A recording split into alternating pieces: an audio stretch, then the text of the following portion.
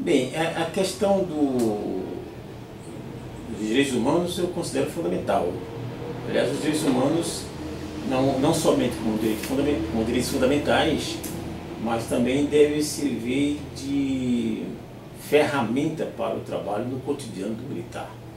É uma questão que é indispensável para a defesa da dignidade da pessoa humana, que deve ser o foco central, o compromisso central do militar. E, em decorrência, o próprio exercício da cidadania.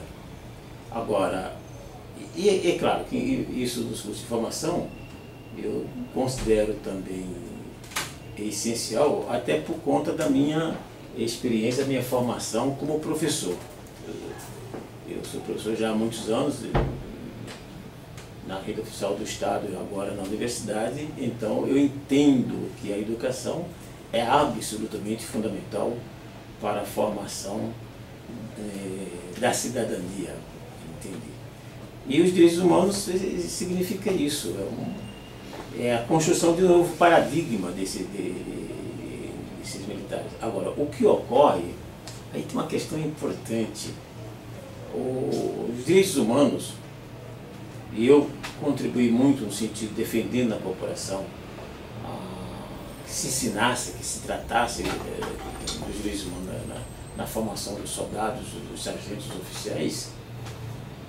Tem um ponto importante. Hoje, na Polícia Militar, são 100 mil homens. 100 mil homens significa... Em São Paulo. Em São Paulo. Significa que é o terceiro exército da América Latina.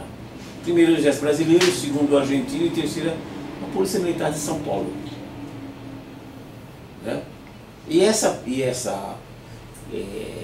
polícia, ela tem uma formação, ela tem uma missão, ela tem um emprego estritamente militar. E é tradicional. E diferente de alguns discursos que isso foi uma criação da ditadura civil militar, não é isso. O caráter militar dessa corporação foi estabelecido ainda no Brasil colônia. E só para se ter uma ideia, em 1776, no governo Matheus Morgado, aqui em São Paulo, já se fez uma grande reforma, né? E foi uma reforma no sentido de militarizar o que já era militar. Inicialmente a missão era a defesa territorial e a defesa do Estado, do status quo. No caso de São Paulo, em 1831, a criação da Força Pública, na verdade foi transformado o que já existia. A regência, perdendo autoridade, perdendo tudo aquela coisa toda. Então tinha um problema muito sério, que era preservar a integridade territorial do país, e uma outra questão que era a defesa do Estado. Defesa do Estado.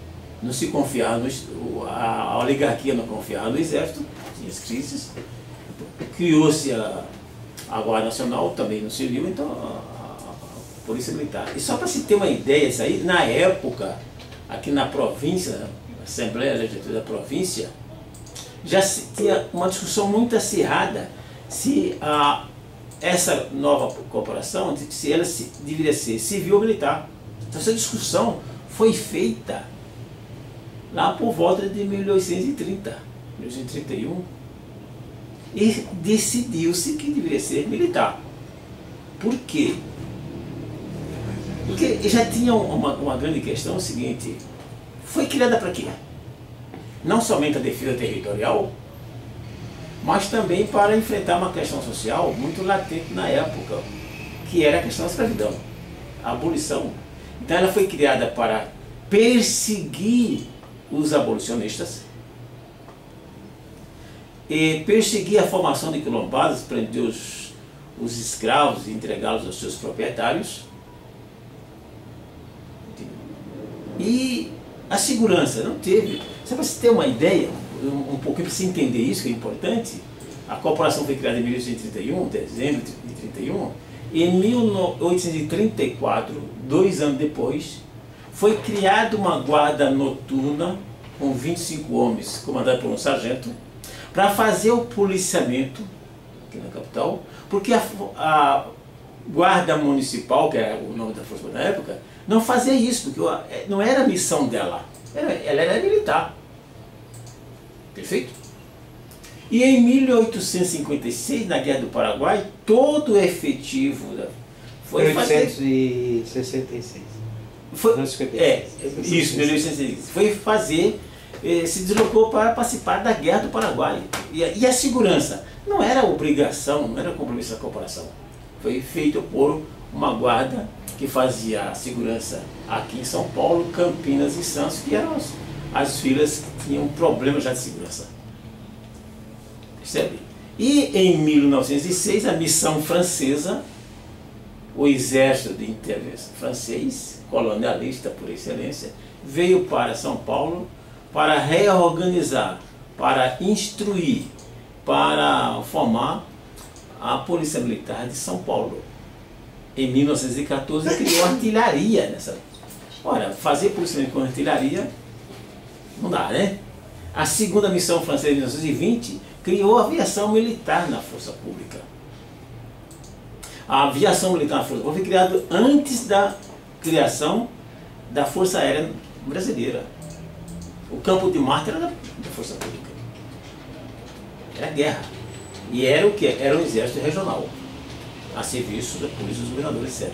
Então essa é uma tradição importante e que se preserva. E aí tem um ponto muito importante que na comissão lá, da verdade, não conseguiu avançar mais, enfim, aquela coisa toda, sabemos, tem uma questão importante. Em 1967, o governo federal, Castelo Branco, baixou uma lei, a Lei 667, que reorganizou as polícias militares do Brasil e criou uma inspetoria geral das polícias militares que foi entregue a um general do Exército, né, Estado-Maior do Exército, e tratando de efetivo, de treinamento, de formação, de armamento, de instrução, de emprego de todas as polícias militares do Brasil. Foi uma intervenção que já se estava preparando o golpe dentro do golpe. E precisava de quê? De uma força de repressão militar a serviço da ditadura que desse conta de quê? Da resistência ao regime. Isso em 67. Né? Com a abertura, aquela coisa toda, a Lei de Segurança Nacional, ela não foi extinta, ela foi diluída numa série de leis para garantir o regime. Diluída para quê? Para diminuir a resistência. Não tem mais o que se cometer, é invisível.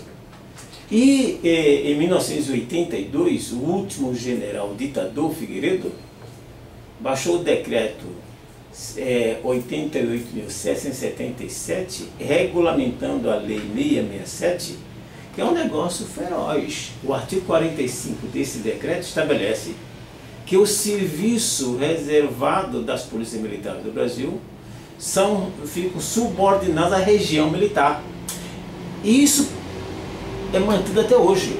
Então, vejam que uma questão altamente sensível que diz respeito às práticas democráticas, ao exercício da cidadania, isso está sob o comando, sob o controle muito rígido da região militar, isso em todo o Brasil. E um ponto importante que toda essa legislação, a lei, o decreto-lei 667, depois o decreto 88.777, enfim, toda essa legislação, que no fundo tem uma fundamentação da Lei de Segurança Nacional, que no caso concreto é a segurança interna, em que cada cidadão é visto como inimigo até prova em contrário, e daí a repressão, e daí a violência, uma violência institucionalizada. É importante que isso chegue na Constituinte e todos os partidos de direita, esquerda e centro, num acordão, mantém intocável. O Sarney criou uma comissão de 26 ilustres para tratar desse capítulo. Dos 26, só 2 eram civis, todos os demais eram militares. E foi democraticamente decidido que se mantivesse assim. Então isso ficou intocável. Tudo se mudou, menos isso. E tudo, já houve uma série de emendas à Constituição Federal, mas isso até hoje não ocorreu e se passam.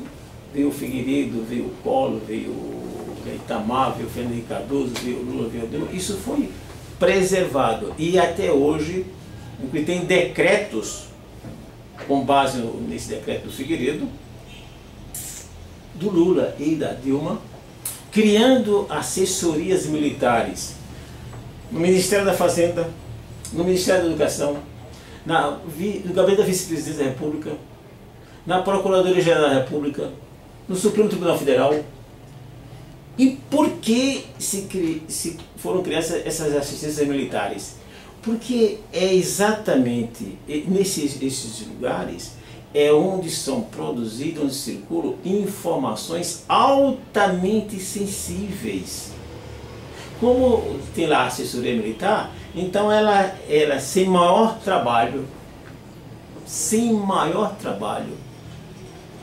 tem acesso a essas informações e o controle dessas informações e passa para a região militar. Isso é seríssimo. Então, o porquê, aí essa é a questão central. Por que as polícias militares não foram democratizadas? Por que as polícias militares não passaram por um processo civilizatório? Por que as polícias militares não foram colocadas a serviço da segurança da cidadania e permanecem a serviço da segurança do Estado? A segurança do povo é secundário, é o que sobrar. O principal fundamental é vigiar e punir, segundo o Michel Foucault.